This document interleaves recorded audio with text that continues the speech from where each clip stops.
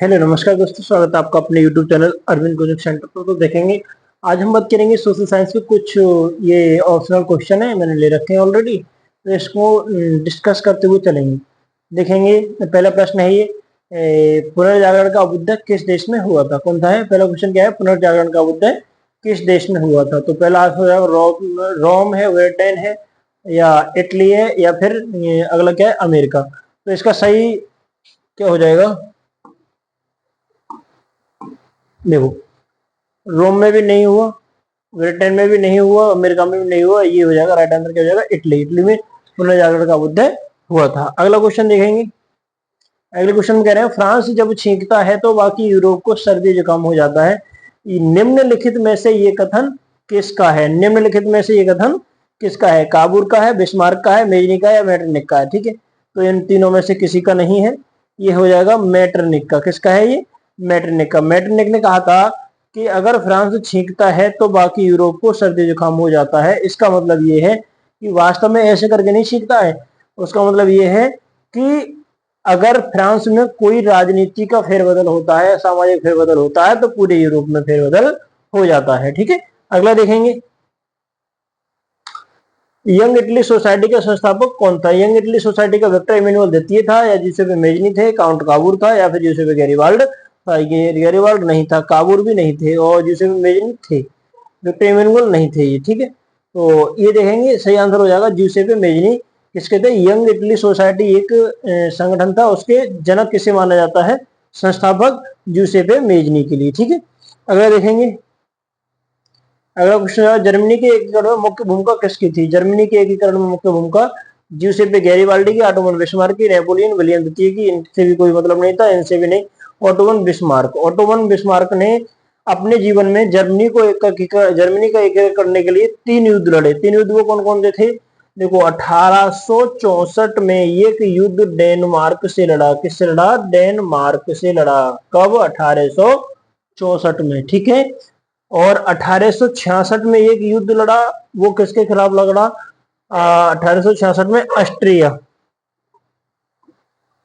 Austria के खिलाफ 1866 में एक युद्ध लड़ा, जस्ट इसके 2 साल बाद। ठीक, इसके बाद भी सफलता नहीं मिली। फिर तत्पश्चात उसने क्या किया कि 1870 में युद्ध प्रारंभ करके 1871 तक एक युद्ध लड़ा फ्रांस से। किससे लड़ा? फ्रांस से। इन तीनों युद्धों के बाद में फाइनली 1 जनवरी सन 1871 के लिए जर्मनी का एकीकरण घोषित कर दिया गया।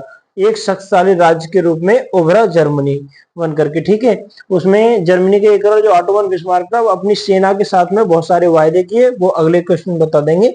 आगे देखिए, नेपोलियन का संबंध किस देश से था? इटली से, फ्रांस से। नेपोलियन का पूरा नाम क्या था? Napoleon Bonaparte. नेपोलियन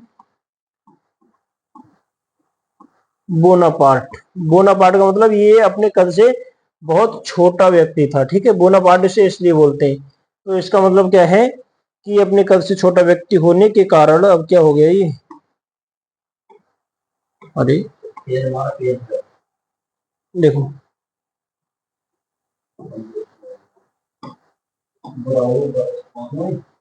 छठा क्वेश्चन था। चलो,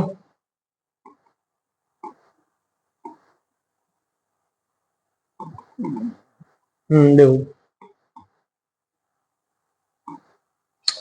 देखिए, नेपोलियन का संबंध फ्रांस से। किससे था?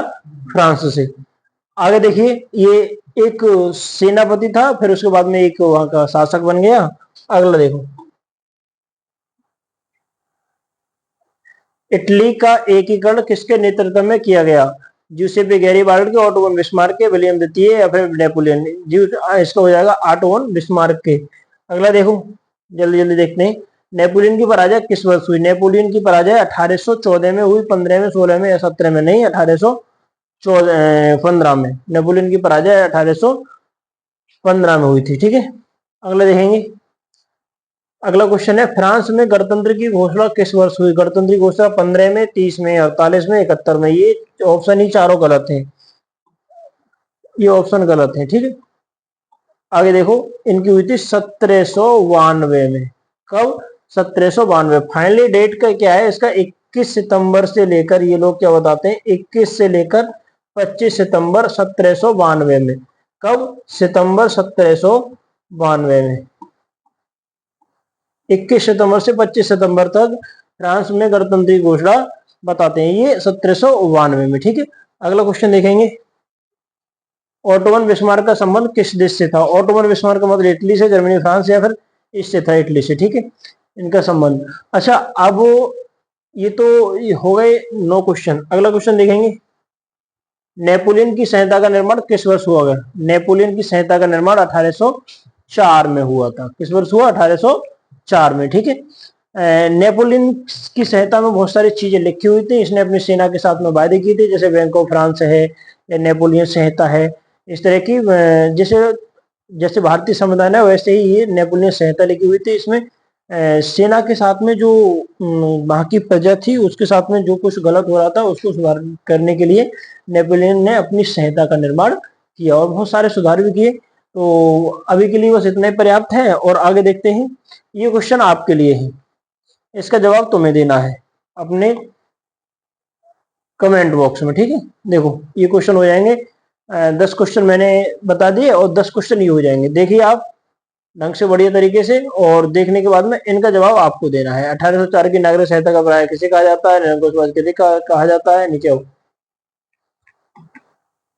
इस तरह से देखो, ये हो गया, ये हो गया। इस तरह से ये 10 क्वेश्चन है। 10 क्वेश्चन के आंसर देने के लिए आपको एक एक क्वेश्चन पर एक टॉफी मिलेगी। क्या मिलेगा? एक टॉफी। ठीक है, इनका जवाब दो कमेंट बॉक्स में, और टॉफी हम व्हाट्सएप कर देंगे आपके लिए। ठीक, अभी के लिए बस इतने पर्याप्त है। मिलते हैं नेक्स्ट वीडियो में, तब तक के लिए जय हिंद, जय भारत।